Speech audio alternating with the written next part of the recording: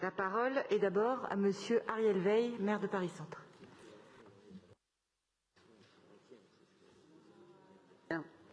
Voilà, ça fonctionne.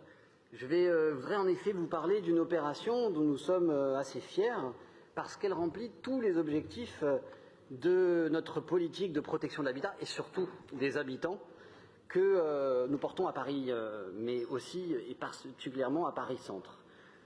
Alors, d'abord, où elle se trouve, l'immeuble du 210 rue Saint-Denis, c'est le cœur du sentier que tout le monde connaît, qui est le cœur de Paris, avec ses ateliers, avec ses grossistes textiles, avec ses jeunes pousses, ses entreprises du numérique qui sont cachées dans d'anciens appartements. Et c'est aussi une histoire particulière, à la fois populaire, mais qui laisse la place aujourd'hui à de nombreuses transformations de surfaces jadis d'habitation qui sont déjà transformées en locaux dits commerciaux, d'ateliers, de bureaux, et qui sont une mine d'or pour les marchands de biens qui les transforment à tour de bras en meublés touristiques.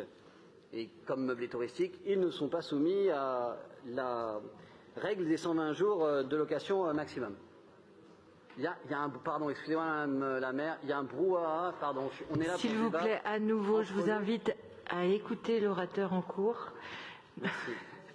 Non, mon regard balaye la salle, Madame la maire. Je vous invite à écouter l'orateur en cours, s'il vous plaît. Monsieur Veil. Merci, c'est le principe des interventions, c'est qu'on se parle chacun un tour de rôle quand même, sinon on ne peut pas discuter. Voilà, mais je retrouve qui veut à la buvette ensuite pour parler d'un point particulier. Simplement là, c'est pas la buvette. Voilà. Donc, sur cet immeuble de la rue Saint-Denis, qui était vacant depuis plusieurs années et qui s'apprêtait à devenir, comme d'autres, une location touristique, un meublé touristique, avec une méthode qu'on connaît, qui est efficace, qui a fait ses preuves, dans laquelle des opérateurs spécialisés organisent la vacance, donnent des congés, font fuir les habitants, puis ensuite font des travaux de rénovation qui sont très difficiles pour nous, il est très difficile de s'y opposer. Et bien là, nous acquérons cet immeuble, nous le préemptons, nous venons de le préempter. Je voudrais remercier Yann Brossa de nous avoir aidé à monter cette opération qui va être confiée à Paris Habitat pour créer des logements sociaux, 13, et des petits locaux commerciaux d'activité. Alors ça peut paraître anodin, ça peut paraître cher aussi, et je sais que Aurélien Véron s'exprimera dans un instant, et j'aurai à cœur de l'écouter, pour dire ce qu'il a d'ailleurs déjà dit au conseil de secteur, que c'est cher. Mais oui, c'est le centre de Paris, et c'est cher, et je l'assume, puisque la mixité sociale, d'abord, c'est partout, dans tout Paris, y compris au centre, et puis qu'elle est au cœur même de notre projet pour le centre de Paris.